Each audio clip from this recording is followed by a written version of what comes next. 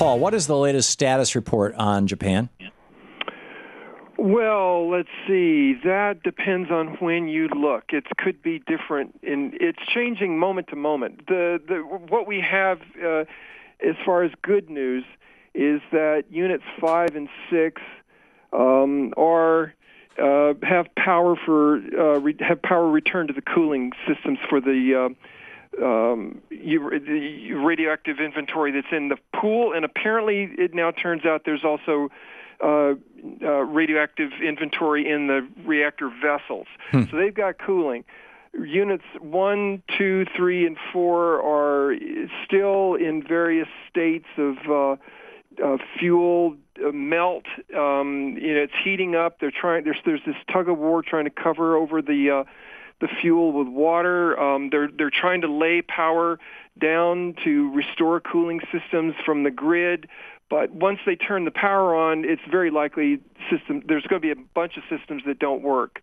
And then they're talking about bringing in parts to install cooling systems for this slow meltdown in a very high radiation field. It's incredible that they're talking about repair now of the system, and all power to them, but those guys are going to be in radiation fields that will be lethal. So they're talking suicide missions here. They're sending people on. It always comes up to, firefighters, police, nuclear workers. They do put their lives on the line, but this does look like suicide if they go in there. Yeah. We've heard reactor number 3 is on fire, the one that contains the plutonium. Is that the case? There have been fires, reoccurring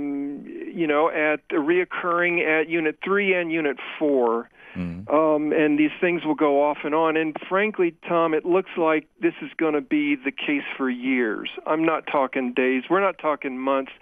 We're talking about years where this could very well just, pop up another radioactive release, more radioactive fallout on food and milk, and it will occur until this door to hell is closed.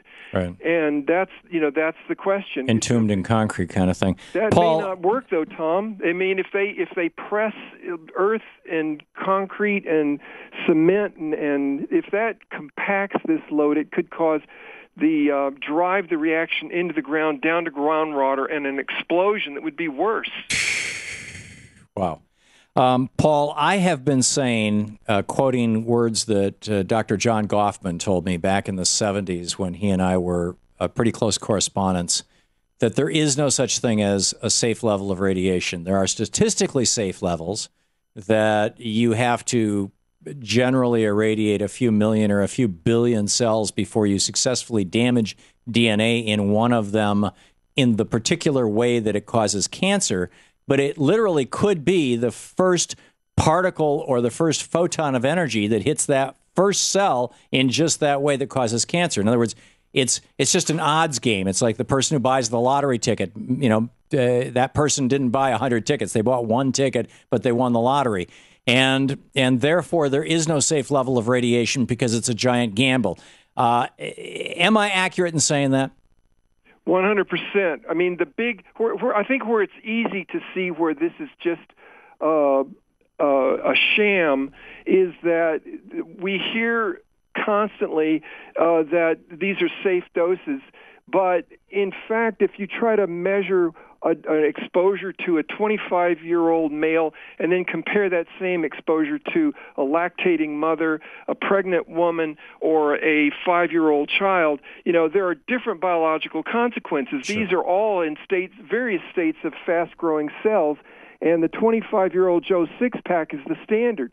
That is not appropriate, particularly for what they call it sheltering of these people between the 20-kilometer and the 30-kilometer zone around Fukushima. But in fact, these people are being quarantined, and there are children and there are women in there, and it makes no sense why they are still not there, and we haven't already seen extraordinary measures to take bus convoys in there and get them out of there as a women and children first.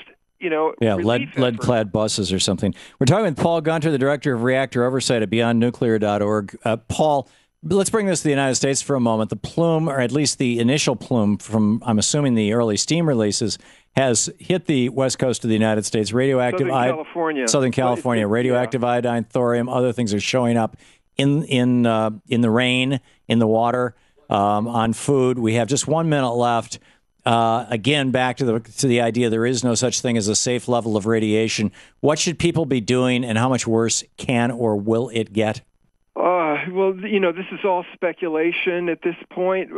We continue to hear these reports that the levels of iodine-131 and cesium-137 that have been documented now through the University of California at Davis, that plume has arrived. It was, 8-9 days ago, when it left Fukushima, and it's dispersed and, had a decay life in that transport.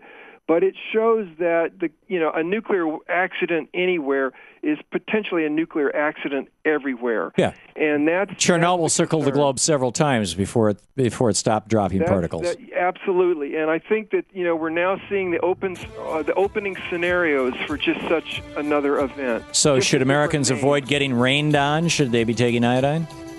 I think that people should be watching what's going on at Fukushima and realize that this technology is too dangerous to go another day. Agreed. We should be shutting them down. Agreed. Paul Gunter, beyondnuclear.org. Thank you, Paul.